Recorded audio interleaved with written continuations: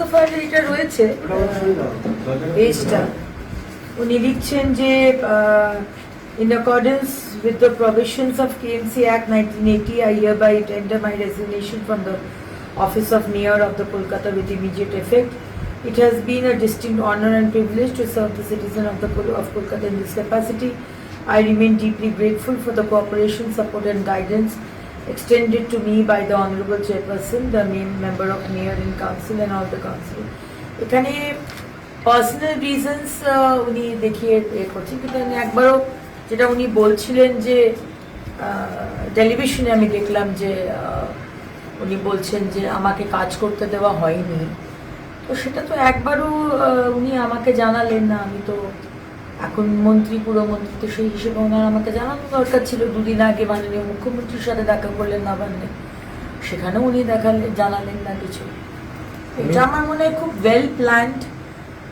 ফিরহাদ হাকিমের মতো মহাশয় আমাদের পরশুদিন না গতকাল বিধাননগর যিনি মেয়র তিনি করলেন, হাওড়া, সব জায়গাতেই আমরা দেখছি যে একটা খুব প্রবাবলি তাদের সুপ্রিমোর কথাতেই এইটা একটা ষড়যন্ত্র করছেন যে নতুন সরকার এসছে, একটু মানে অসুবিধায় ফেলা যাক, একসাথে সব করা যাক। মানে এটা কমপ্লিটলি একটা কনস্পিরেসি আমার মনে হয় চলছে। কারণ কি 15 বছর তো আপনারা কি কাজ করেছেন ফিরহাদ হাকিম মহাশয় সেটা তো দেখতেই পাচ্ছি আমরা।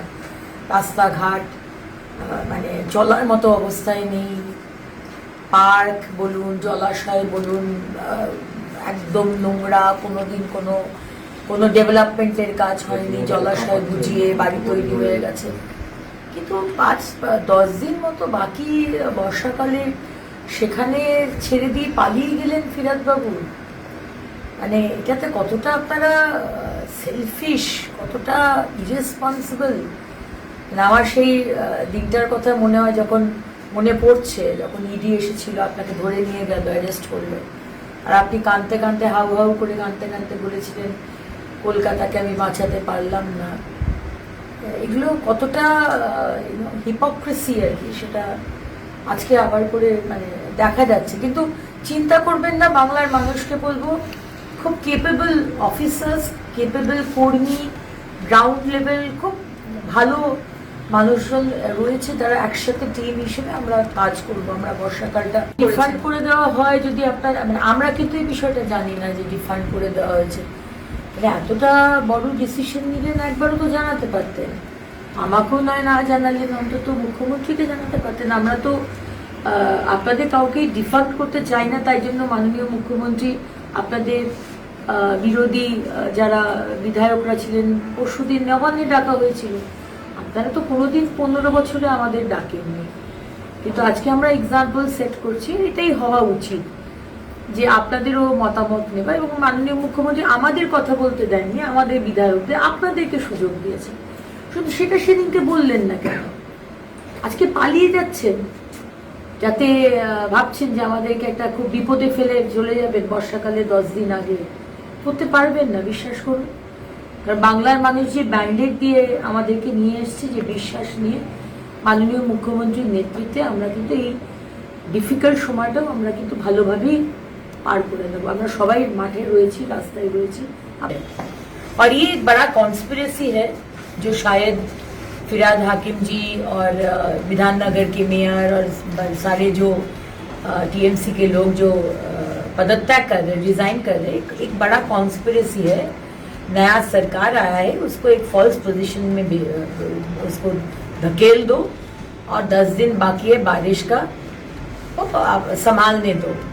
मुझे तो यही लगता है। और उस दिन को मुझे याद आ रहा था जिस दिन ईडी पकड़ने, अरेस्ट करने गए थे फिरहाद हाकिम जी को, और फिरहाद हाकिम जी बहुत रो रहे थे, हम कलकत्ता को बचा नहीं पाए। तो आज ये जो कॉन्स्पिरेसी, भाग क्यों गए फिरहाद हाकिम जी? भागे क्यों? 15 साल जो काम आप लोग किए हैं कलकत्ता शहर के लिए, वो तो देखा जा रहा है। रास्ता बर्बाद, पूरा खत्म, वाटर बॉडी बुझा के सब हो गया, बिल्डिंग, पार्क बच्चों के लिए सब गंदगी, या कोई पार्क है ही नहीं। काम तो आप लोग कुछ किए नहीं है। जाने का टाइम अंतत तो कुछ कंट्रीब्यूशन करके जाते हैं, लेकिन ये कितना इरेस्पॉन्सिबल ये लोग है, कितना सेल्फिश ये लोग है, ये आज फिर से प्रमाण कर लिए। আপনারা দেখছেন সংবাদ মুখোমুখি।